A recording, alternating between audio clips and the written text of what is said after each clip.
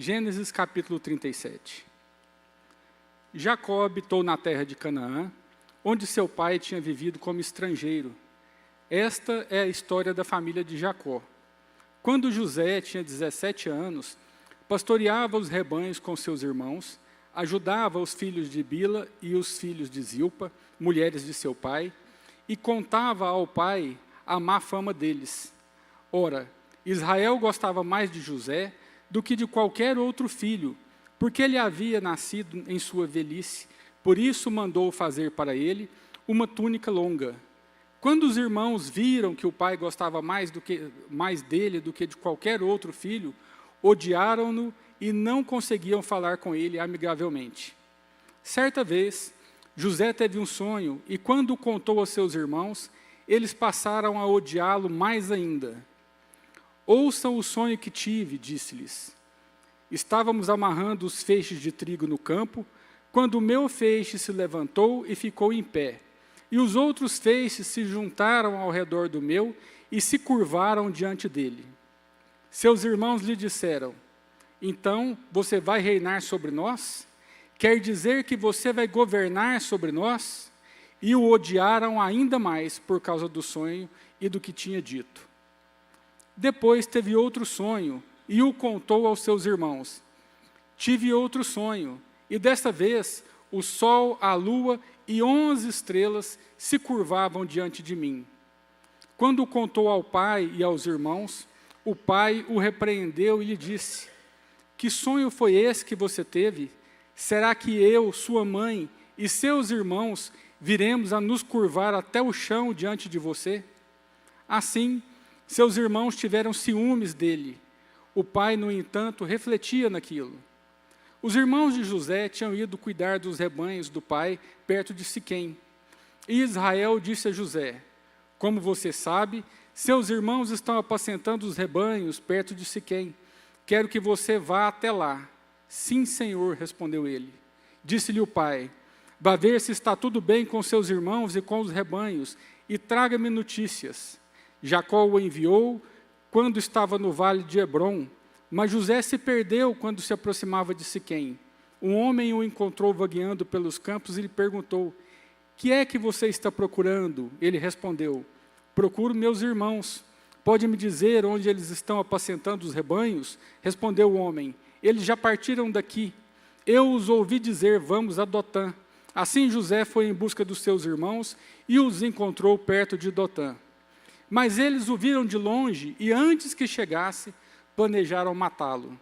Lá vem aquele sonhador, diziam uns aos outros.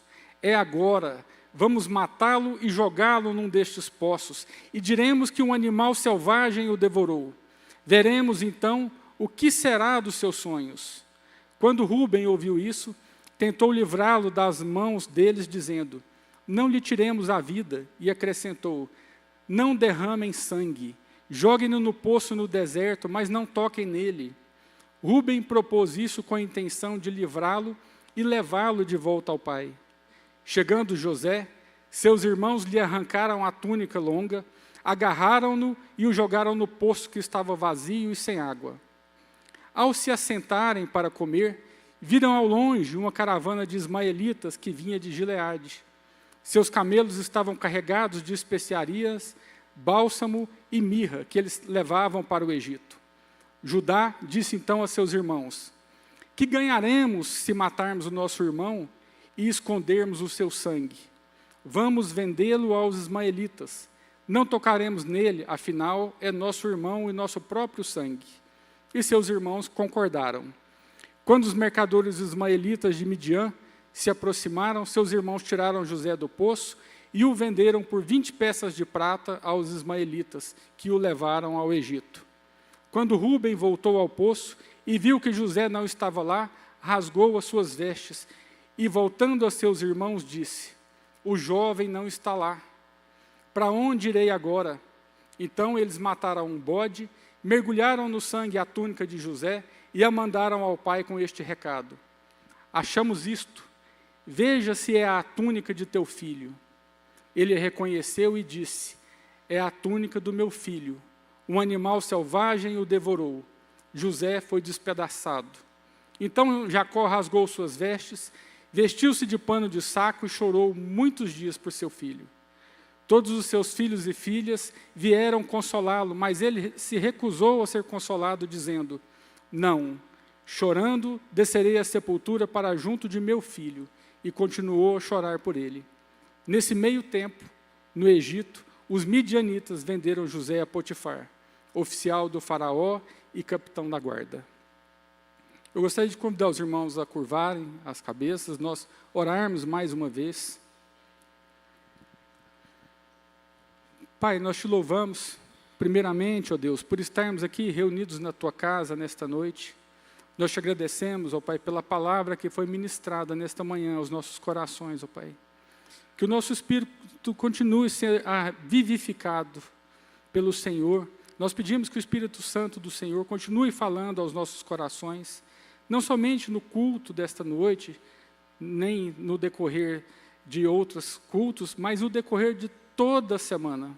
Que nós possamos, Pai, receber porções do Senhor na leitura da Tua palavra, nas orações.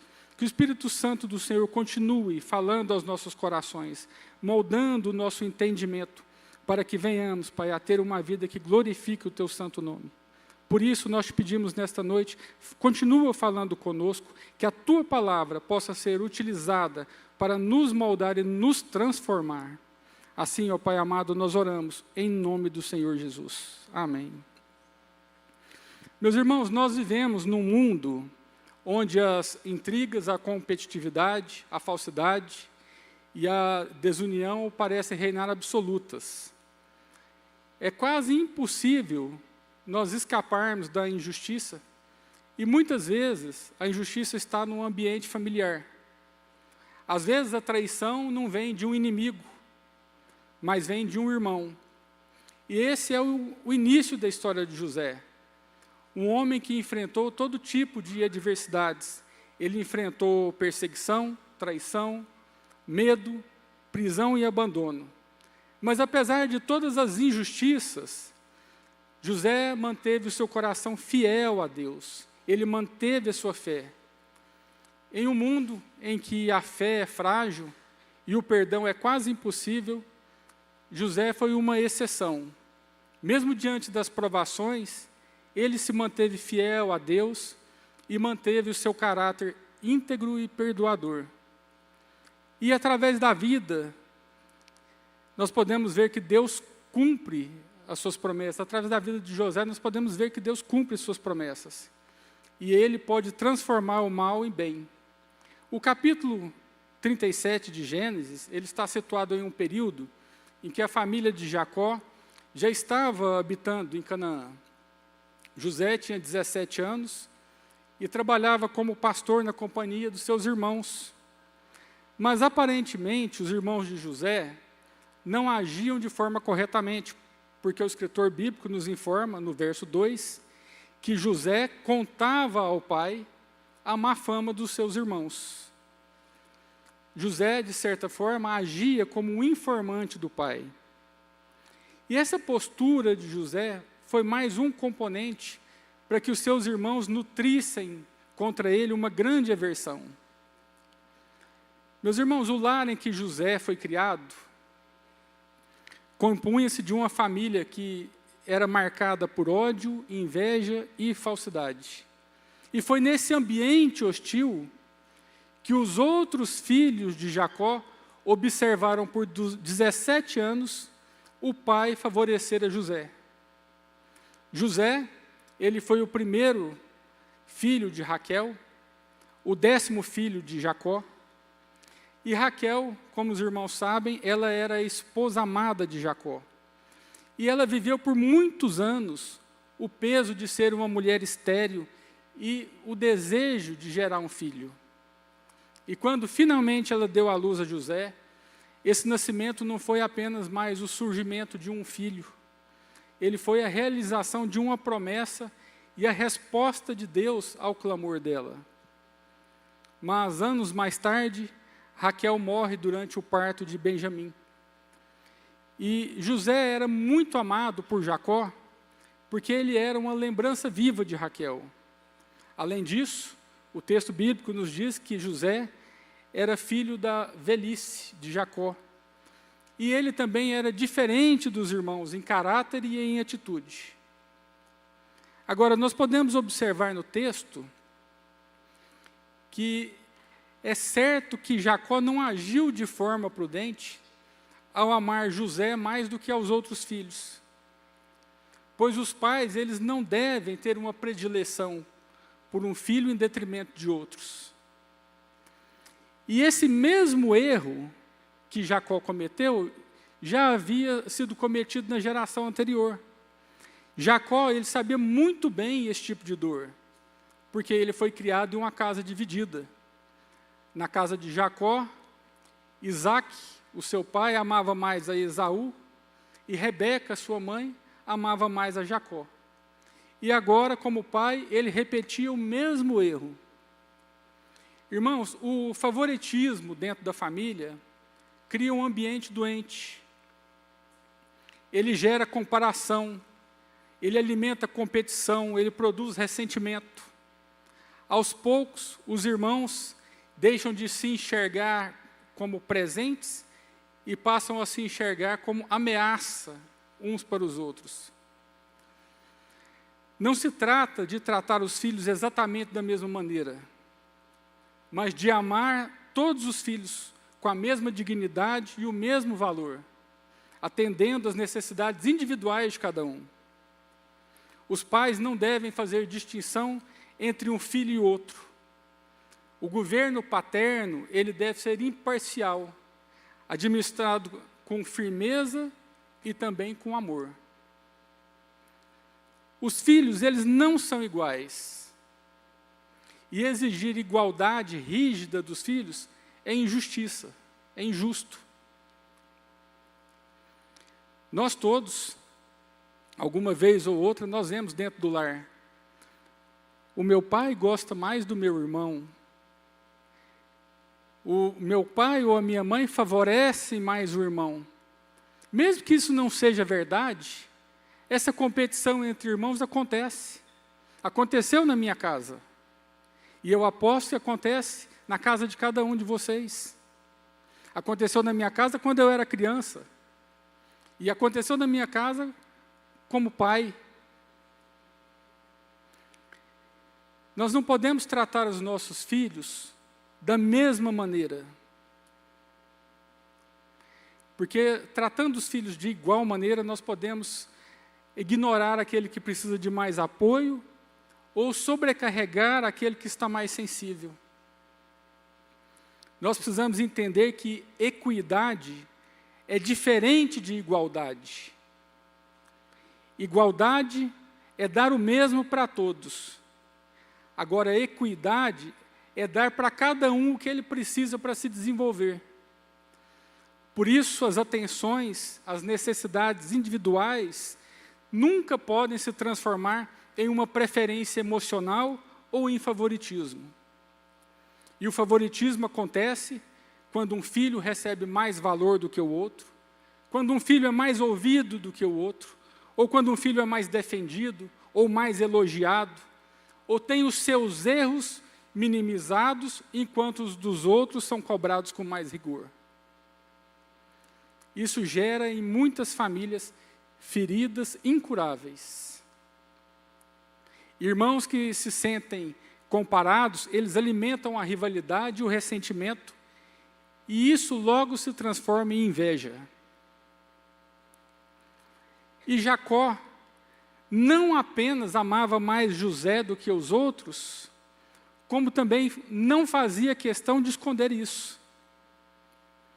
Na cultura patriarcal, o primogênito geralmente recebia a maior parte da herança e a bênção do pai. No entanto, José, apesar de não ser o primogênito, recebeu de Jacó uma túnica especial, simbolizando a preferência e o amor de Jacó por ele.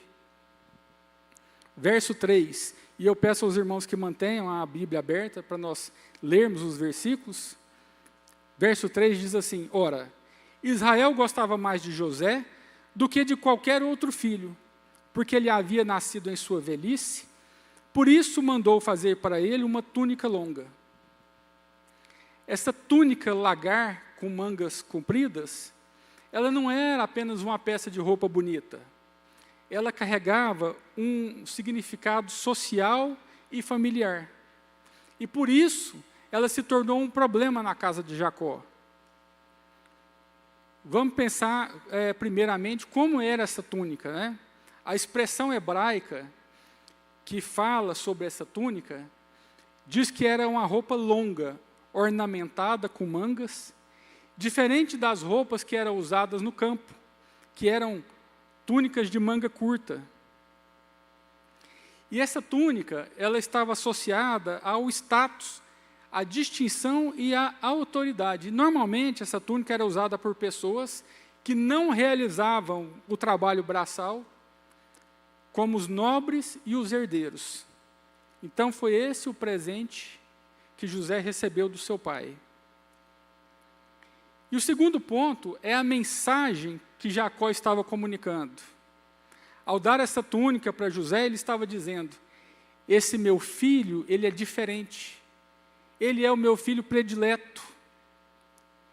Essa túnica indicava status, distinção e autoridade.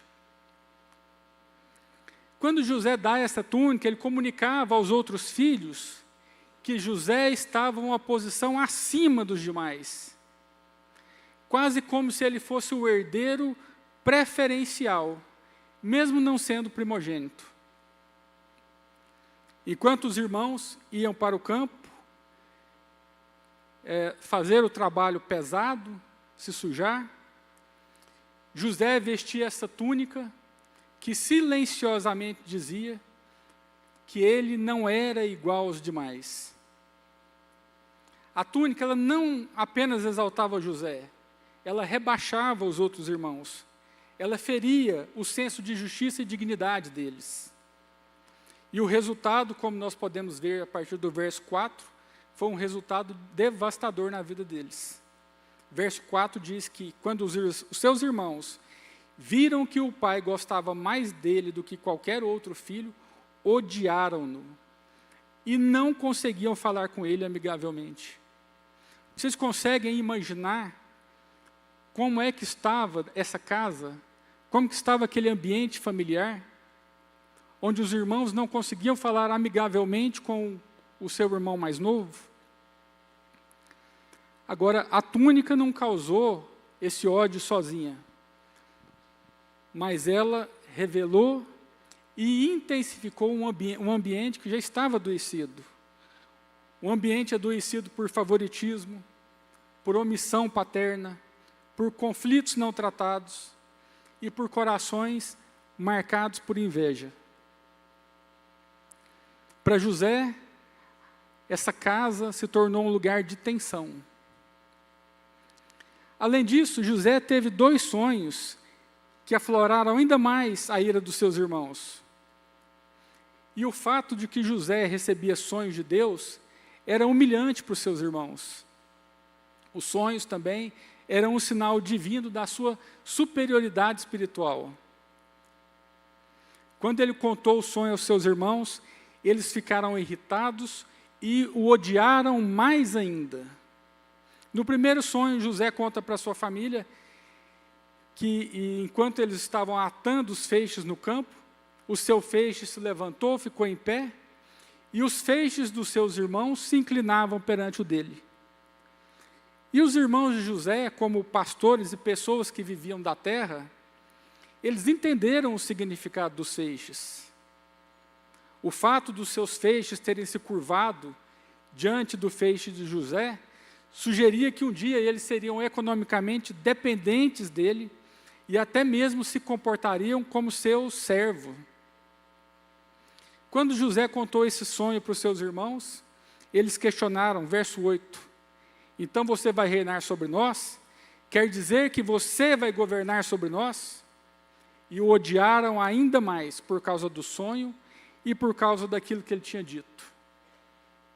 No segundo sonho, José viu o sol, a lua e 11 estrelas se inclinando perante ele. Novamente, José contou o sonho aos seus irmãos e ao seu pai, e foi repreendido. Jacó interpretou os símbolos do sol, a lua e das 11 estrelas, se referindo respectivamente a ele mesmo, a sua esposa e aos 11 filhos. E o próprio Jacó lhe disse: que sonho foi esse que você teve? Será que eu, sua mãe e seus irmãos viveremos a nos curvar até o chão diante de você? Os irmãos compreenderam perfeitamente o significado: domínio, autoridade e dependência. Jacó também entendeu a ponto de repreender José, embora o texto diz que ele guardou essas palavras no coração. Meus irmãos, José era um jovem, e como todo jovem, ele era imaturo. No entanto, ao compartilhar esses sonhos, sem discernir o contexto e o coração dos seus irmãos, ele acabou intensificando um ódio que já ardia dentro do coração deles. Com isso, nós podemos perceber que existem sonhos que Deus nos revela não para nos exaltar. Por isso é necessário pedir a Deus que o Senhor nos dê sabedoria para discernir quando falar, como falar e, muitas vezes, quando silenciar. O silêncio também faz parte do processo de Deus na transformação do caráter. A Escritura diz que os irmãos tiveram ciúmes dele, verso 11. Assim, seus irmãos tiveram ciúmes dele. O pai, no entanto, refletia naquilo. À medida que os sonhos eram relatados, a inveja explodia no coração dos irmãos. E a inveja, quando ela não é confrontada, ela começa corroendo o coração por dentro, gerando amargura, inquietação, até se transformar em um ódio, e esse ódio pode se transformar em um ódio ativo. Provérbios 14:30 afirma que a inveja é a podridão dos ossos. Meus irmãos, a inveja não é um pecado pequeno e nem um pecado inofensivo. E muitas vezes ela cresce no seio familiar, em silêncio. E isso pode levar a decisões precipitadas e a ações que são irreversíveis. Por isso, nós precisamos vigiar os nossos corações e o coração dos nossos filhos. Porque a inveja, quando ela não é confessada e tratada diante de Deus, ela cresce em silêncio e se transforma em atitudes que ferem famílias, dividem igrejas e destroem relacionamentos. Antes que a inveja se torne palavras duras, decisões precipitadas ou ações irreversíveis, ela precisa ser confrontada dentro dos nossos corações. O Senhor, Ele nos chama a substituir a comparação pela gratidão e o ressentimento pela confiança. Por isso, todos nós devemos pedir a Deus um coração grato, pedir que o Senhor nos dê um coração contente com tudo aquilo que Ele nos deu e ensinar isso aos nossos filhos. Nós precisamos ensinar aos nossos filhos que um coração satisfeito em Deus é um presente. Um coração satisfeito em Deus é o melhor antídoto para a inveja. E aqui em Gênesis 37 nós vemos irmãos dominados por um coração insatisfeito. Mas nós vemos também que José nos ensina que, apesar da indisposição dos irmãos e da hostilidade que os seus irmãos apresentavam com ele, eles continuavam sendo seus irmãos. E José, através da sua imaturidade, ele não se movia pela rejeição dos seus irmãos, nem pela frieza com que ele era recebido. Pelo contrário, ele se movia aos seus irmãos com pureza, e se movia aos seus irmãos em obediência ao Pai. No verso 14, nós vemos que o seu pai o dirige. Vá ver se está tudo bem com seus irmãos e com os rebanhos, e traga-me notícias. Então Jacó envia José ao vale de Hebrom. E quando Jacó envia ao encontro dos irmãos, José poderia ter resistido, recuado, questionado. Ele sabia que os irmãos tinham uma ressalva contra ele, ele sabia que ele não era bem-vindo junto aos seus irmãos. Mas ainda assim ele vai, porque ele era obediente ao pai, e porque ele não guardava ressentimento dos seus irmãos. Ele tinha o coração puro. Isso é algo que nós devemos ensinar dentro dos nossos lares. Nós precisamos ensinar aos nossos filhos obediência. Nós precisamos ensinar aos nossos filhos pureza de coração. Esse gesto revela que José tinha um coração disposto a obedecer, mesmo quando o ambiente era adverso. E José, ele vai de encontro aos seus irmãos, não por ingenuidade, mas por submissão. Então José caminha em direção daqueles que o rejeitavam, não sabendo que isso iria conduzir ele ao sofrimento, mas sabendo que importava obedecer o pai mais do que qualquer coisa. Meus irmãos, obedecer a Deus nem sempre vai nos levar para lugares confortáveis, mas sempre vai nos conduzir para dentro da vontade dEle. Existem momentos em que o Senhor nos chama para agir com fidelidade, mesmo quando nós somos mal compreendidos, mesmo quando nós somos rejeitados, e mesmo quando nós somos maltratados. José, ele nos lembra que a obediência não depende da resposta de outras pessoas, mas da nossa disposição em honrar a autoridade e confiar que Deus governa os nossos caminhos. Isso também precisa ser ensinado dentro dos nossos lares. Os nossos filhos precisam aprender a obediência, a honrar as autoridades e a saber que Deus está no controle de todas as coisas das nossas vidas. Verso 17 em diante. Assim José foi em busca dos seus irmãos e os encontrou perto de Dotã. Mas eles o viram de longe e antes que chegasse planejaram matá-lo. Lá vem aquele sonhador, diziam uns aos outros, é agora, vamos matá-lo e jogá-lo num desses poços e diremos que um animal selvagem o devorou. Veremos então o que será dos seus sonhos. A inveja levou os irmãos mais velhos a se levantarem contra o irmão mais novo. E nós sabemos que pela ordem natural e cultural, os irmãos mais velhos deveriam proteger, orientar e guardar os mais novos. É isso que nós somos ensinados nas nossas casas. E é isso que o mundo tem esquecido. Que os irmãos devem cuidar uns dos outros. E que nós temos visto, são irmãos acusando uns aos outros, irmãos agredindo uns aos outros. A violência doméstica tem aumentado muito, as estatísticas são alarmantes. Nós temos visto violência de pais contra filhos, de maridos contra esposas, esposas contra filhos.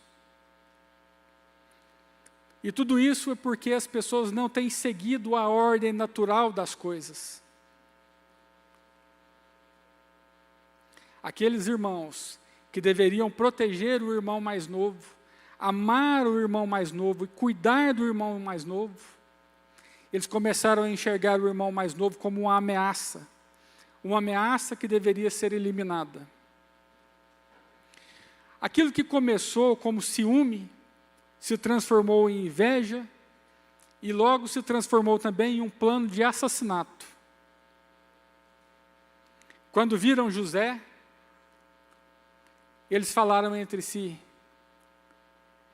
ali vem o sonhador, vamos matá-lo. Se não fosse a intervenção de Rúben, José teria sido assassinado. Verso 21. Quando Rúben ouviu isso, tentou livrá-lo das mãos deles, dizendo: não lhe tiremos a vida. E acrescentou: não derramem sangue. Joguem-no naquele poço no deserto, mas não toquem nele. Rúben propôs isso com a intenção de livrá-lo e levá-lo de volta ao pai. Meus irmãos, nós podemos perceber aqui uma atitude que parece ser uma atitude boa, mas não é uma atitude boa. Rúben, como mais velho, ele deveria ter protegido José. Não façamos isso, ele é nosso irmão. Não façamos isso. Vamos jogá-lo em um buraco, e depois eu venho e resgato ele. Logo que José chegou, seus irmãos arrancaram a túnica.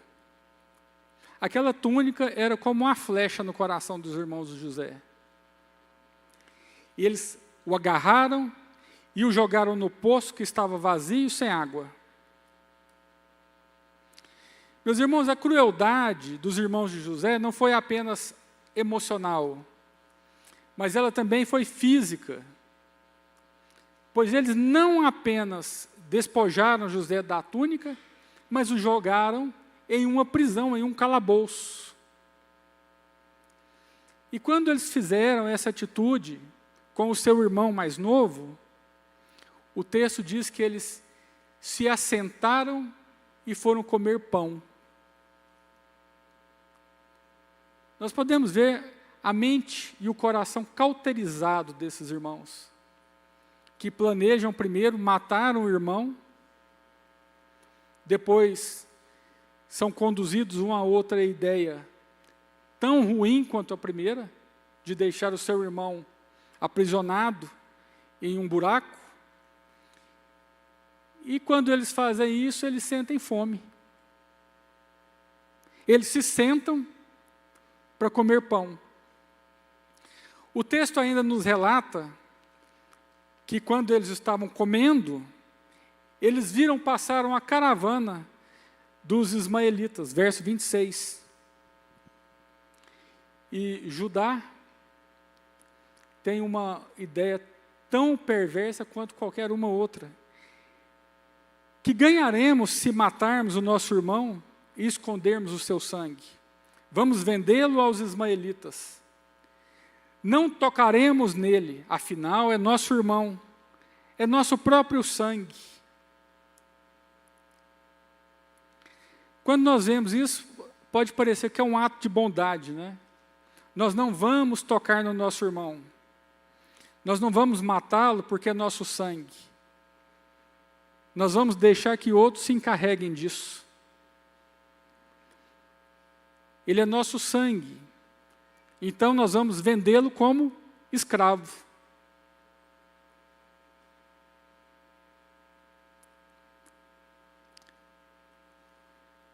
Quanto tempo esses irmãos passaram convivendo dentro de um ambiente tão destrutivo, que eles não perceberam que todas as atitudes deles eram horríveis. Verso 28. Quando os mercadores ismaelitas de Midian se aproximaram, seus irmãos tiraram José do poço e o venderam por 20 peças de prata aos ismaelitas, que o levaram para o Egito. Essas 20 peças de prata era aquilo que não valia praticamente nada, porque um escravo de médio porte valia no mínimo 30 peças de prata. Eles venderam o irmão deles a troco de nada. Eles queriam ficar livre de José. E com uma insensível indiferença, eles venderam José como escravo. Então, eles mataram um bode e molharam a túnica de José no sangue. Depois eles entregaram a túnica a Jacó, que reconheceu que aquela túnica era do seu filho favorito. E ao ver a túnica, Jacó acreditou que um animal selvagem tinha matado José. Jacó ficou entristecido e lamentou a morte de José. Meus irmãos, Gênesis 37 termina mostrando não apenas a tristeza de Jacó, mas termina também nos informando o paradeiro de José. O texto diz que ele foi levado pelos midianitas ao Egito, onde foi vendido como escravo para servir na casa de Potifar, que era comandante da guarda do faraó.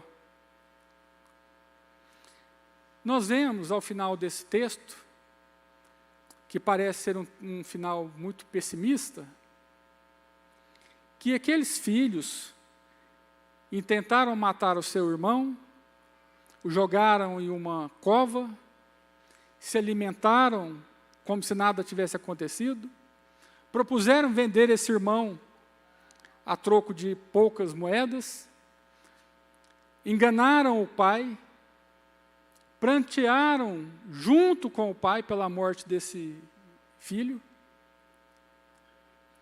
e viveram esse tempo todo alimentados pela inveja, sendo corroídos pela culpa. Agora, essa história, que tinha tudo para terminar de uma forma trágica, sem qualquer ponta de esperança, ela nos mostra algo formidável, porque ela é o início de algo que se tornaria a salvação de muitos, uma representação de Cristo, que também foi vendido, trocado por moeda, traído e entregue para a salvação de muitos, para a nossa salvação. Da forma mais improvável, aquele jovem que acabava de se tornar um escravo, ele viria se tornar o governador da nação mais poderosa da terra e serviria como salvador do seu povo num tempo de grande crise. Isso nos mostra a divina providência de Deus na vida de José e nas nossas vidas. Tudo aquilo estava cooperando para o bem de José e para o bem dos seus irmãos. Aqui nós podemos ver Deus mais uma vez tirando o bem de onde havia o mal. Meus irmãos, nós podemos tirar muitas conclusões deste capítulo de Gênesis. Nós podemos observar que o lar ele deve ser um local sem preferências, que os filhos eles devem ser amados com a mesma dignidade, com o mesmo valor, com a mesma equidade e cuidado. Nós podemos ver nesse texto que o favoritismo ele gera feridas, que o ciúme pode causar inveja, e a inveja, quando não tratada diante de Deus, ela pode destruir os relacionamentos e os corações. Por isso, nós somos chamados a cultivar um coração satisfeito, grato, obediente e confiante no Senhor. A vida de José, ela destaca duas verdades para nós. Primeiro, que Deus cumpre as suas promessas. E segundo, que Ele pode transformar o mal em bem. Eu já estou concluindo, mas quando nós terminamos Gênesis 37, quando nós olhamos e somos levados a pensar que a história de José chegou ao fim, ele é vendido como escravo pelos midianitas, ele é entregue a Potifar, que era capitão da guarda do Egito. Humanamente, se nós lêssemos e não tivéssemos a conclusão, nós iríamos pensar que humanamente acabou a vida dele. E quantas vezes nós pensamos assim em relação às coisas das nossas vidas? Nós olhamos para a vida de José, e às vezes nós olhamos para a vida de pessoas que são do nosso convívio, e nós perguntamos, por que essa pessoa que não fez nada, que fez certo, pode ser tão maltratada assim? Quantas pessoas nós já olhamos e vimos que são pessoas inocentes, e passam por grandes dificuldades. Todos nós já conhecemos pessoas que já passaram por essas experiências de injustiça, que são duras e difíceis de aceitar. Mas, meus irmãos, a palavra de Deus nos lembra lá em Isaías, capítulo 55, verso 8 e 9.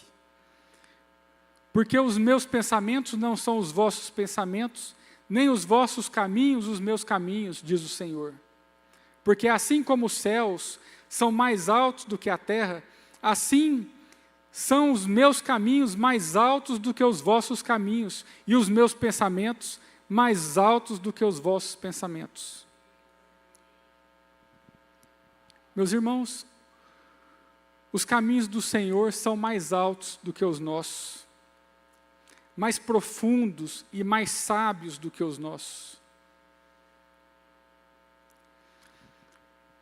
Nós sabemos e já vimos que Deus já permitiu tratamentos injustos na vida de pessoas que são inocentes, por razões muito mais profundas do que elas ou nós poderíamos imaginar. E quem de nós já não passou por aflições? Quem de nós não sofreu e não olhou para o céu e falou: Senhor, até quando? Até quando eu vou caminhar por esse vale? Até quando eu vou passar por essa provação?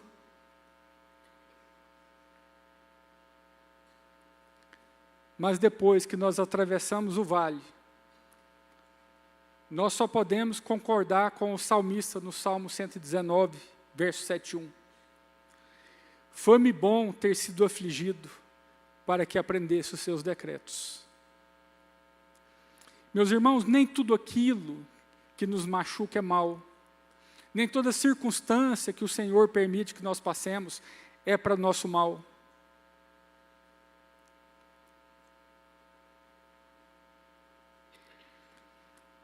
É na adversidade que nós aprendemos que os nossos dons não foram nos dados para que fiquem guardados em uma gaveta, esperando o momento certo que nos convém.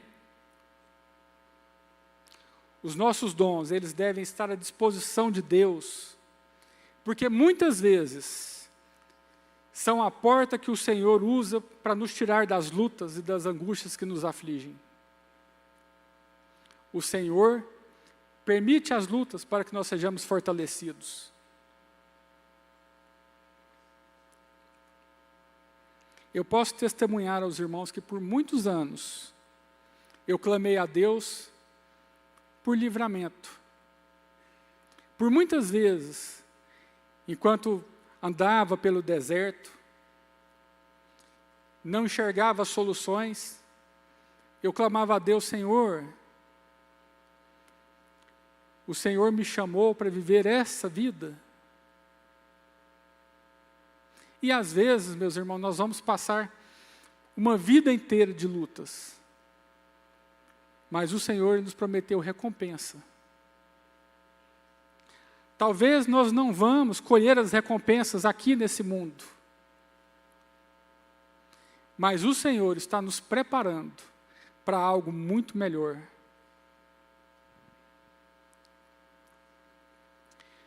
Foi-me bom passar por todas as provações.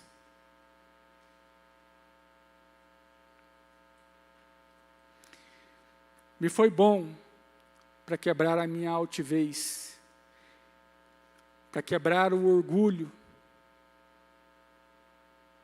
assim como foi com José. Ele era um jovem, mas talvez ele estava no seu coração exaltado com tudo aquilo que Deus estava falando para ele, de que ele seria uma liderança, de que os seus irmãos e de que os seus pais se dobrariam a ele. Foi bom para José. José chegou ao Egito, ele prosperou na casa de Potifar, foi fiel, e por causa da sua fidelidade ele foi preso injustamente, E ele poderia ter sido abatido, se deixado dominar pelo desânimo, mas ele escolheu enxergar ali uma oportunidade de Deus. Ele poderia também ter se deixado levar pelo ódio dos irmãos, pela amargura, pela tristeza. Ele poderia ter adoecido a sua alma, mas ele escolheu manter um coração limpo. E a recompensa por sua obediência, fidelidade, pureza de coração, foi que Deus lhe restituiu a família e o pai tão amado. Quando ele reencontrou os irmãos, José não desejou vingança. O texto diz que José chorou. E as suas lágrimas não foram em vão. Deus recolheu cada lágrima e transformou elas em alegria e em sorrisos. Você também pode estar passando por adversidade. Mas se você mantiver um coração puro diante do Senhor, talvez o Senhor também recolha as suas lágrimas e transforme elas em risos, em alegria. Meus irmãos, a nossa história ela não acabou. O Senhor, nosso Deus, Ele é quem escreve a nossa história. E o sofrimento nunca é o último capítulo da nossa história. Finalizando, eu gostaria de fazer algumas aplicações diante desse texto que nós meditamos. E a primeira é: examine o seu coração e as suas relações familiares. Verifique se no seu lar existem comparações, preferências, ressentimentos que estão sendo alimentados em silêncio. Observe que a inveja ela não nasce grande.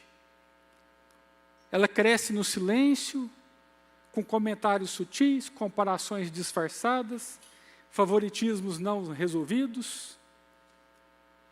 Reserve na prática um momento com a sua família, com seus filhos, com a sua esposa. Observe se tem alguém ferido. A confissão precoce, ela espalha que esse veneno, a confissão precoce, ela impede que esse veneno se espalhe. Em segundo lugar, peça a Deus sabedoria para falar, quando falar, como falar, e se nós devemos nos silenciar. Os irmãos de José permitiram que a inveja dominasse os seus corações, porque eles não estavam satisfeitos com aquilo que Deus havia dado a eles. Nós devemos substituir a comparação pela gratidão. Um coração satisfeito em Deus é um antídoto contra a inveja. Nós podemos começar pela manhã listando pelo menos 3 coisas pela qual nós somos gratos. Nós podemos ser gratos pela nossa família, pela nossa saúde, pela nossa salvação. Nós temos tantos motivos para sermos gratos. Em quarto, continue obedecendo, mesmo que isso pareça perigoso ou injusto, porque o nosso Deus governa até os passos que nós não entendemos. Romanos 8, 28 diz que todas as coisas cooperam para o bem daqueles que amam a Deus. E em quinto, se você está atravessando lutas, confie que Deus está escrevendo a sua história.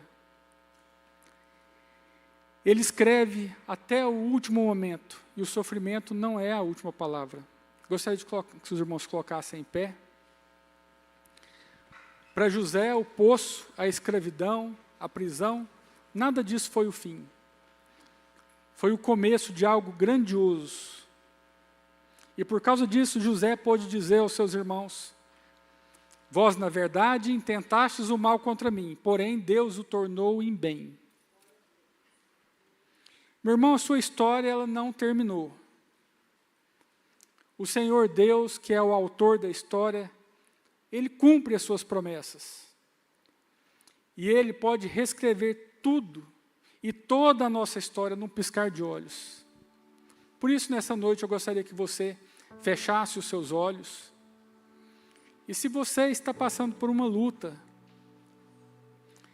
eu gostaria que você pensasse que as nossas lutas, elas podem ser muito grandes para nós, mas elas não são nada para Deus. E que talvez Ele esteja usando essa dificuldade para nos moldar, para nos dar um coração mais parecido com o de José. Um coração perdoador. Um coração que mesmo tão machucado, em nenhum momento intentou o mal.